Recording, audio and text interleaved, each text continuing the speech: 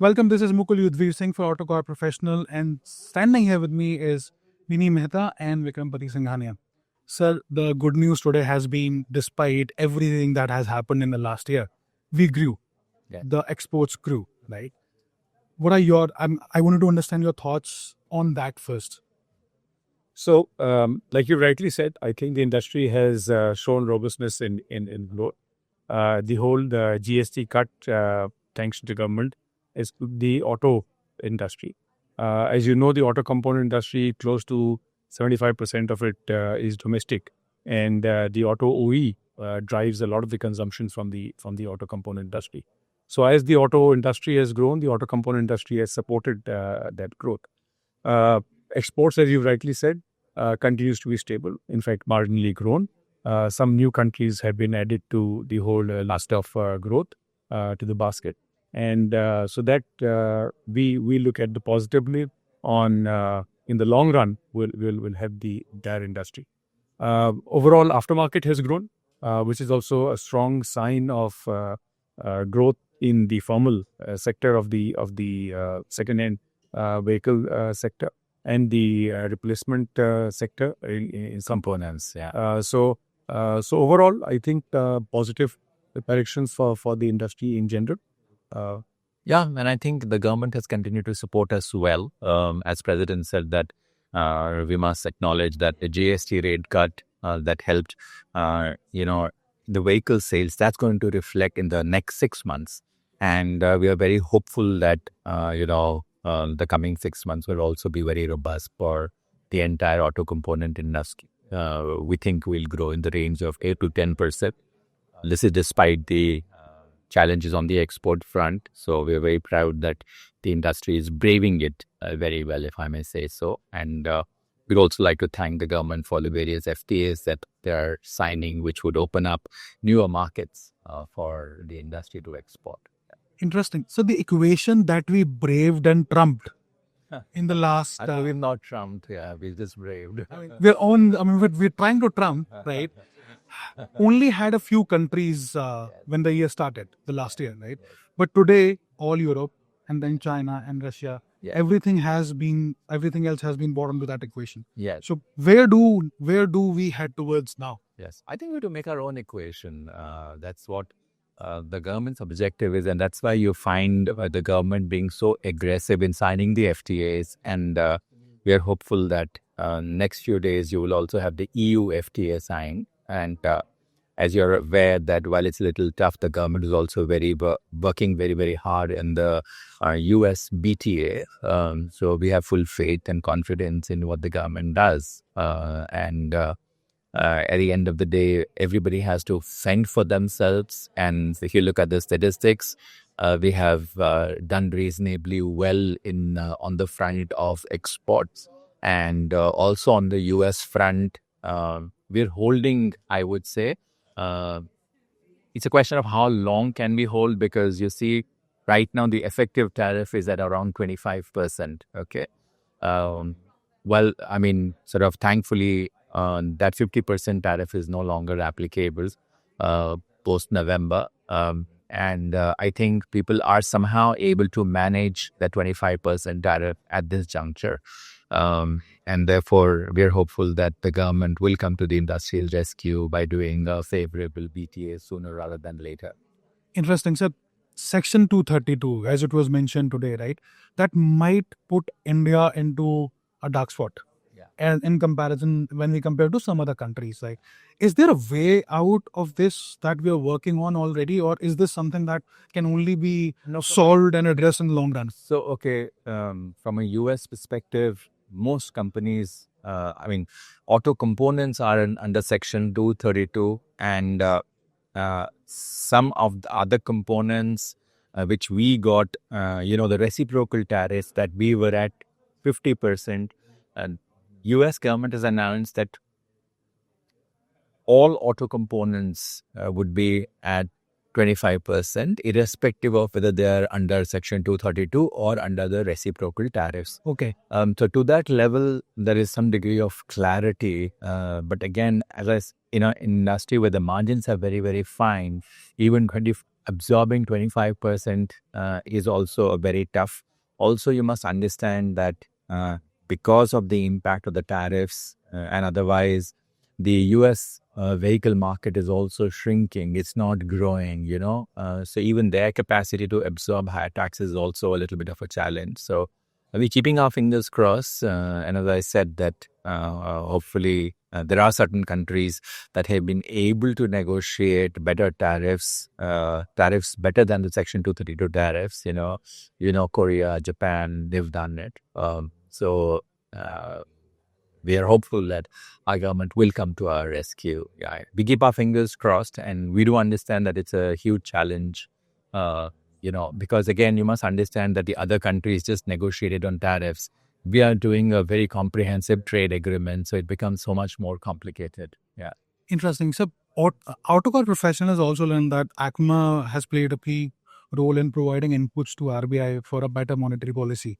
They might or might not consider it. Yes. And also in 2027, we may sign a very strong FTA with Yes. the European Union, right? Yes. Do you see these two things, converging onto one point to create a better atmosphere for? No, so you must recognize the fact that the auto component industry, which sort of in the first half itself is over $40 billion industry, and hopefully the second half is a better half. And let's say overall turnover of the industry was last year $80 billion. And this year, probably if we even grow at around 8 to 10%, you're talking about an industry that's $85 to $88 billion industry. So that's a sizable, in base. And I think it's we are very thankful to the government for recognizing us as a very key element and a contributor to the entire economy, and therefore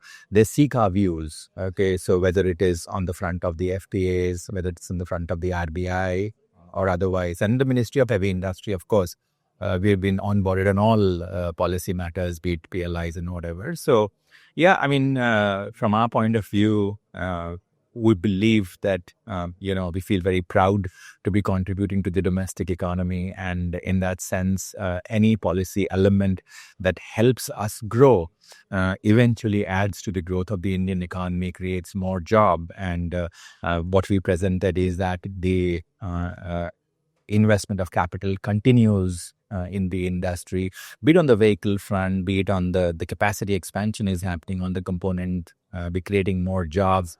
We're investing in newer technologies. The president is just back from CES, which is a mecca of technology, and just to absorb more learnings as to what we can do in our industry. So I think there is a huge virtuous cycle that's rolling, and I think the industry cannot be without the government, and the government cannot be without the industry. So we much appreciate this cordial relationship, and we would like to contribute to each other's growth. Interesting. One of the most exciting things that, Vinnie, you announced today or you informed us today was that a lot of EMS and semiconductor companies are not joining. Well, not a lot. I mean, there are a few, yes. So they've started joining. EMS and semiconductor companies have.